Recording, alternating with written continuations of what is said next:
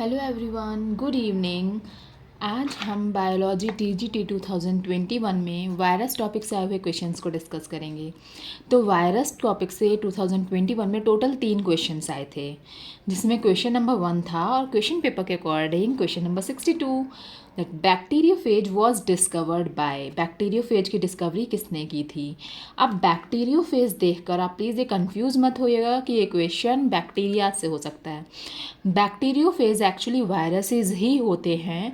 ये वो वायरस होते हैं जो बैक्टीरियाज को इन्फेक्ट करते हैं, इसीलिए इनका नाम बैक्टीरियोफेज होता है।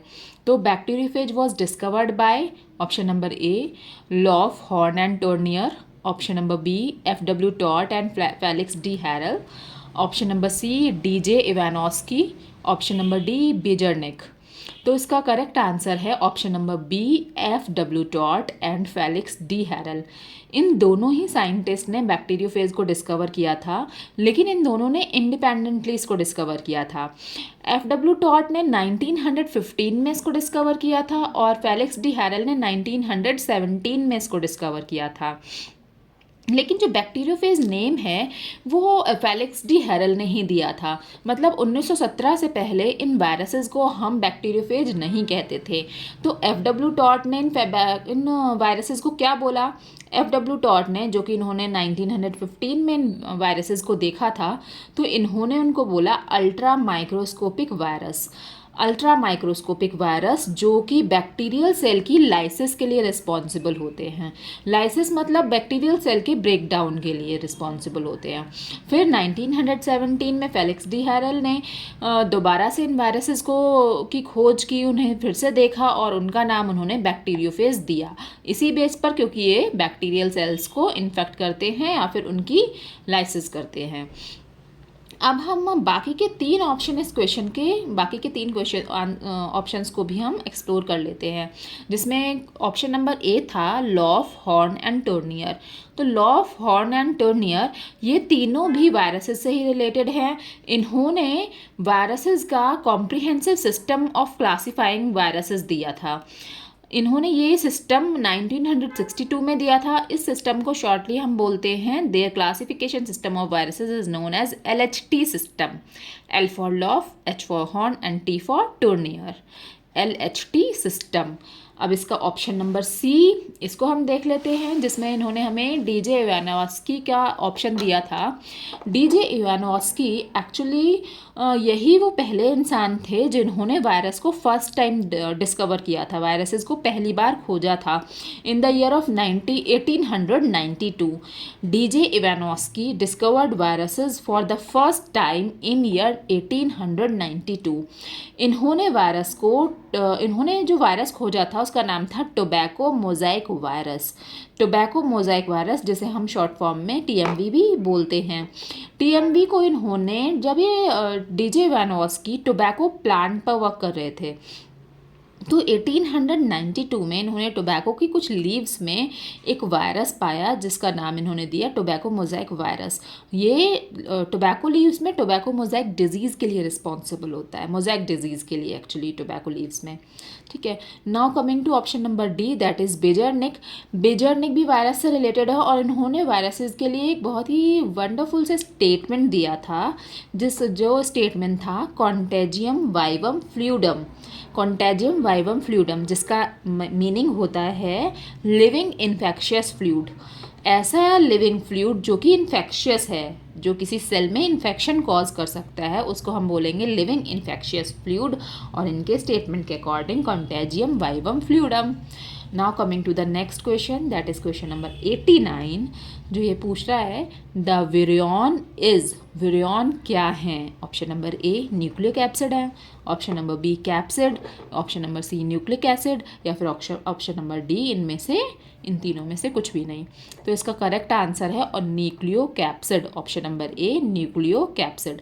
न्यूक्लियो कैप्सिड क्या होता है? न्यूक्लिक एसिड और प्रोटीनेशियस कैप्सिड, ये दोनों मिलकर ही न्यूक्लियो कैप्सिड बना देते हैं। अब ये जो प्रोटीनेशियस कैप्सिड है, इसकी जो यूनिट होती है इसको हम कैप्सोमेयर बोलते हैं। वायरसेस, आपको याद आ रहा है ना कि वायरसेस भी क्या होते हैं? वायरसेस भी कुछ और नहीं होते, वो भी न्यूक्लियो कैप्सिड ही होते हैं। तो फिर वायरस और विरियन में डिफरेंस क्या होता है? जो विरियन होता है वो भी पोटेंशियली इन्फेक्शियस वायरसेस ही होते हैं, लेकिन होस्ट बॉडी के बाहर, outside the host body viruses को हम विरियन बोलते हैं। अब जब ये विरियन किसी होस्ट सेल को इन्फेक्ट करते हैं, किसी सेल के अंदर चले जाते हैं, उसे इन्फेक्ट करते हैं, उस टाइम हम विरियन को वायरस बोलते हैं। Means inside the host cell virus, और वही चीज़ जब आउटसाइड द होस्ट सेल होती है तो विरियन। विरियन मतलब which can infect a living cell. Virion और वायरस दोनों ही लिविंग सेल को इन्फेक्ट, मतलब ये जो विरियन है ये लिविंग सेल को इन्फेक्ट करता है, और इन्फेक्ट करने के बाद जब लिविंग सेल के अंदर चला जाता है तब हम उसे वायरस बोलते हैं। ये दोनों अलग नहीं है, ये दोनों सेम ही हैं, बस होस्ट सेल के अंदर हम उसको वायरस बोलते हैं और होस्ट सेल के बाहर हम उसको विरियन बोलते हैं। ओके, अब इसके अदर ऑप्शंस जो हैं वो हैं हमारा option number D, capsid. Capsid क्या होता है? कैप्सिड अभी हमने डिस्कस किया था, प्रोटीनेशियस कवरिंग ऑफ वायरस, जिसे हम कैप्सिड बोलते हैं। इसकी यूनिट कैप्सोमेयर होती है। Option number C, nucleic acid. Viruses में जो न्यूक्लिक एसिड है वो आरएनए और डीएनए होती है। बेसिकली न्यूक्लिक एसिड ही आरएनए और डीएनए है, और ये वायरसेस का भी जेनेटिक मटीरियल है। किसी भी सेल की तरह वायरल सेल का भी जेनेटिक मटेरियल डीएनए या फिर आरएनए ही होता है। Now the next question 116, which one of the following is a double standard RNA virus? ऐसा कौन सा आरएनए वायरस है जिसके अंदर जो RNA as a genetic material मिलता है वो भी डबल स्टैंडर्ड फॉर्म में? Option number A, rota virus. Option number B, influenza virus. Option number C, tospo virus, या फिर option number D, rhabdo virus. तो इसका करेक्ट आंसर है option number A, rota virus. Rota virus के अंदर जो genetic material होता है वो डबल स्टैंडर्ड आरएनए होता है। जो वायरसेस होते हैं इनमें जेनेटिक मटेरियल या तो आरएनए हो सकता है या फिर डीएनए, दोनों में से कोई भी हो सकता है। वायरल सेल के अंदर आरएनए भी और डीएनए भी, इनमें भी या तो सिंगल स्टैंडर्ड आरएनए होगा या डबल स्टैंडर्ड आरएनए। अगर डीएनए वायरस है तो उसमें भी या तो डबल स्टैंडर्ड डीएनए होगा या फिर सिंगल स्टैंडर्ड डीएनए। अब इन्होंने हमसे पूछा है कि इन चारों ऑप्शंस में से डबल स्टैंडर्ड आरएनए जिस वायरस का जेनेटिक मटेरियल है वो कौन सा है? तो रोटा वायरस के अंदर जो जेनेटिक मटेरियल होता है वो डबल स्टैंडर्ड आरएनए होता है। ये जो रोटा वायरस है वो कॉमनली एक डिजीज़ कॉज करता है यंग चिल्ड्रन में। जो बच्चे होते हैं ना उनमें कॉमनली ये डिजीज़ करता है गैस्ट्रोएंट्राइटिस नाम की डिजीज़ रोटा वायरस के द्वारा यंग चिल्ड्रन में होती है। अब इसके दूसरे ऑप्शंस जो हैं, बाकी के 3 ऑप्शन, इनको भी एक्सप्लोर कर लेते हैं। ऑप्शन नंबर बी था इन्फ्लुएंजा वायरस। इन्फ्लुएंजा वायरस क्या होता है? ये एक सिंगल स्ट्रैंडेड आरएनए है। कैसा है? सिंगल स्ट्रैंडेड आरएनए, जो कि फ्लू कॉज करता है, जिसके सिम्टम्स होते हैं कॉमन कोल्ड हो गया, थोड़ा मतलब माइल्ड कॉमन कोल्ड हो गया, यहाँ तक कि माइल्ड कॉमन कोल्ड से लेके सीवियर हाई फीवर या फिर निमोनिया तक की स्टेज पे इन्फ्लुएंजा वायरस की वजह से कोई भी पेशेंट जा सकता है।